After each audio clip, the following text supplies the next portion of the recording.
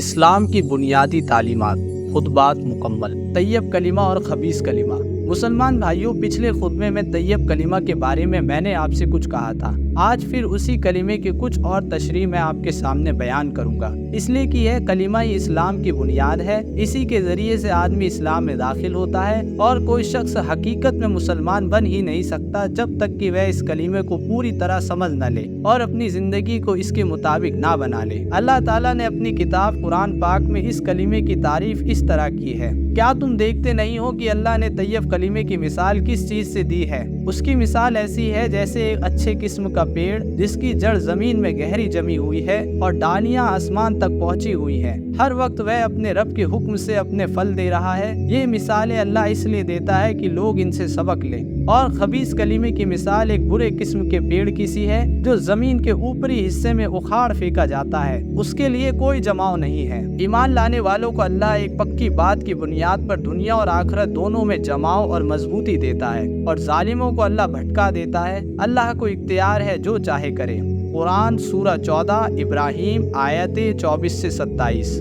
یعنی طیب کلمے کی مثال ایسی ہے جیسے کوئی اچھے قسم کا پیڑ ہو جس کی جڑیں زمین میں خوب جمی ہوئی ہو، جس کی شاخیں آسمان تک پھیلی ہوئی ہو، اور جو ہر وقت اپنے پالن ہار کے حکم سے پھل پر پھل لائے چلا جاتا ہو۔ اس کے خلاف خبیث کلمہ یعنی برا عقیدہ اور جھوٹا قول ایسا ہے جیسے ایک برے قسم کا جنگلی پیڑ کہ وہ بس زمین کے اوپر ہی ہوتا ہے اور ایک اشارے میں جڑ چھوڑ دیتا ہے، کیونکہ اس کی جڑ گہری جمی ہوئی نہیں ہوتی۔ یہ ایسی بے جوڑ مثال اللہ تعالیٰ نے دی ہے کہ اگر آپ اس پر غور کریں تو آپ کو اس سے بڑا سبق ملے گا۔ دیکھیے، آپ کے سامنے دونوں قسم کے پیڑوں کی مثالیں موجود ہیں۔ ایک تو یہ آم کا پیڑ ہے، کتنا گہرا جما ہوا ہے، کتنی اونچائی تک اٹھا ہوا ہے، کتنی اس کی ڈالیاں پھیلی ہوئی ہیں، کتنے اچھے پھل اس میں لگتے ہیں۔ یہ بات اسے کیوں حاصل ہوئی؟ اس لیے کہ اس کی گٹھلی زوردار تھی، اس کو پیڑ بننے کا حق حاصل تھا، اور وہ حق اتنا سچا تھا کہ جب اس نے اپنے حق کا دعویٰ کیا تو زمین نے، پانی نے، ہوا نے،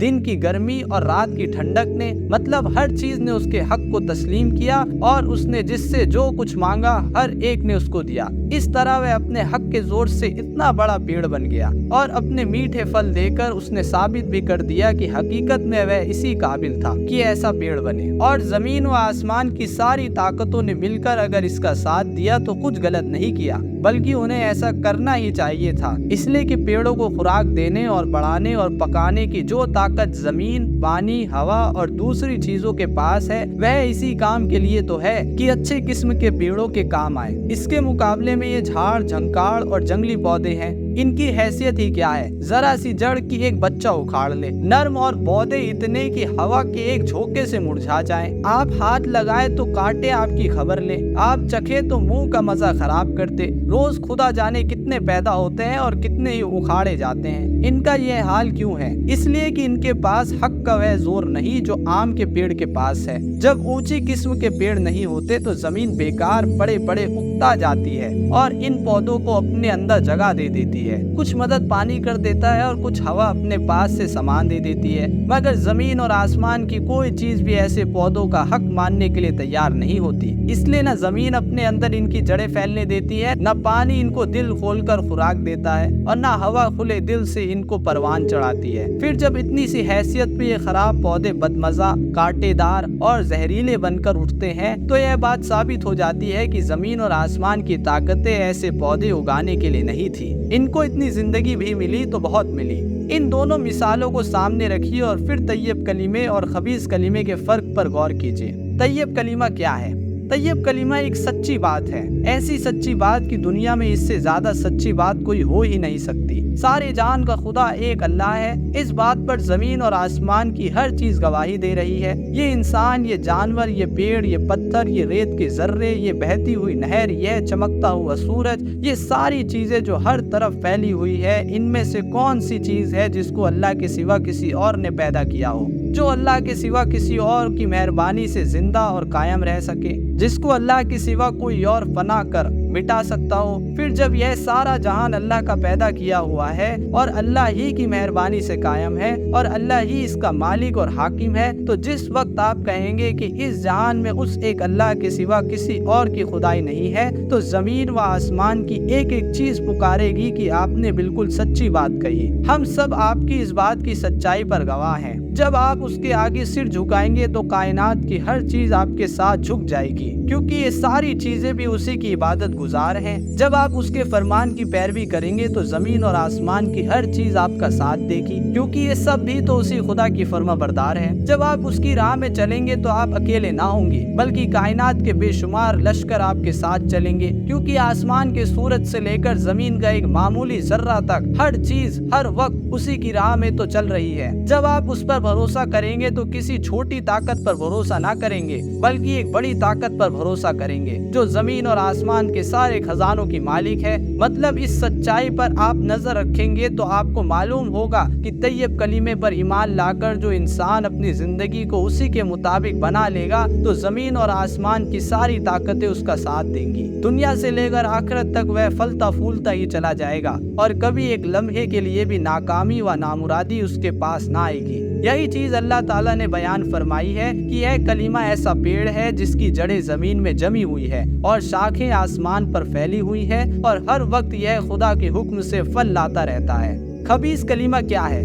इसके मुकाबले में खबीस कलीमे को देखिए। खबीस कलीमा क्या चीज है? यह है कि इस जहान का कोई खुदा नहीं, या यह है कि एक अल्लाह के सिवा किसी और की भी खुदाई है। गौर कीजिए, इससे बढ़कर झूठी और बेअसल बात और क्या हो सकती है? जमीन और आसमान की कौन सी चीज इस पर गवाही देती है? नास्तिक कहता है कि खुदा नहीं है। जमीन और आसमान की हर चीज कहती है कि तू झूठा है। हमको और तुझको खुदा ही ने पैदा किया है और उसी खुदा ने तुझे वह जबान दी है जिससे तू यह झूठ बक रहा है। मुशरिक कहता है खुदाई में दूसरे भी अल्लाह के शरीक हैं, दूसरे भी राजिक रोजी देने वाले हैं, दूसरे भी मालिक हैं, दूसरे भी किस्मतें बनाते और बिगाड़ते हैं, दूसरे भी फायदा व नुकसान पहुंचाने की ताकत रखते हैं, दूसरे भी दुआएं सुनने वाले हैं, दूसरे भी मुरादें पूरी करने वाले हैं, दूसरे भी ऐसे हैं जिनसे डरा जाए, दूसरे भी भरोसा करने के काबिल हैं। इस खुदाई में दूसरों का भी हुक्म चलता है और खुदा के सिवा दूसरों का फरमान और कानून भी पैरवी के लायक है। इसके जवाब में जमीन और आसमान की हर चीज कहती है कि तू बिल्कुल झूठा है।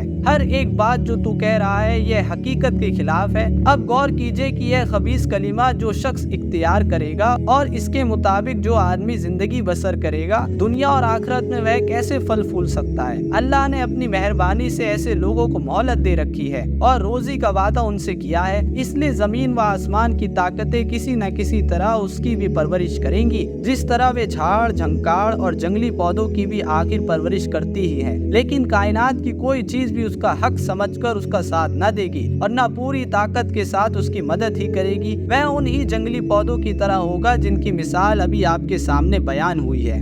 नतीजों का फर्क, यही फर्क दोनों के फलों में है। तैयब कलीमा जब कभी फलेगा उससे मीठे और फायदेमंद फल ही पैदा होंगे। दुनिया में इससे अमन कायम होगा, नेकी और सच्चाई और इंसाफ का बोलबाला होगा और खुदा के बंदे इससे फायदा ही उठाएंगे। मगर खबीस कलीमे की जितनी परवरिश होगी उससे कांटेदार शाखें ही निकलेंगी, उसमें कड़वे कसेले फल ही आएंगे, उसकी रग रग में जहर ही भरा होगा। दुनिया में अपनी आंखों से देख लीजिए, जहाँ कुफ्र, शिर्क और नास्तिकता का जोर है वहाँ क्या हो रहा है। आदमी को आदमी फाड़ खाने की तैयारियां कर रहा है, आबादियों की आबादियां तबाह करने के सामान हो रहे हैं, जहरीली गैसें बन रही है और दोजक की तरह दुनिया को भून कर रख देने वाले हथियार इजाद हो रहे हैं। एक कौम दूसरी कौम को बर्बाद कर देने पर तुली हुई है। जो ताकतवर है वह कमजोर को गुलाम बनाता है सिर्फ इसलिए कि उसके हिस्से की रोटी खुद छीन कर खा जाए, और जो कमजोर है वह फौज और पुलिस और जेल और फांसी के जोर से दबकर रहने और ताकतवर का जुल्म सहने पर मजबूर किया जाता है। फिर उन कौमों की अंदरूनी हालत क्या है? अखलाक बद से बदतर है जिन पर शैतान भी शर्माए। इंसान वह काम कर रहा है जो जानवर भी नहीं करते। माएँ अपने बच्चों को अपने हाथ से हलाक करती है कि कहीं ये बच्चा ان کے عیش میں خلل نہ ڈال دے۔ شوہر اپنی بیویوں کو خود غیروں کی بغل میں دیتا ہے تاکہ ان کی بیویاں ان کی بغل میں آئیں۔ ننگوں کے کلب بنائے جاتے ہیں جن میں مرد اور عورت جانوروں کی طرح ننگے ایک دوسرے کے سامنے پھرتے ہیں۔ امیر سود کے ذریعے سے غریبوں کا خون چوس لیتا ہے اور مالدار غریبوں سے اس طرح کام لیتے ہیں کہ مانو وہ ان کے غلام ہیں اور صرف ان کی خدمت ہی کے لیے پیدا ہوئے ہیں۔ مطلب اس خبیث کلمے سے جو پودا بھی جہاں پیدا ہوا ہے کانٹوں سے بھرا ہوا ہے اور جو بھی پھل اس میں لگتا ہے کڑوا اور زہریلا ہی ہوتا ہے۔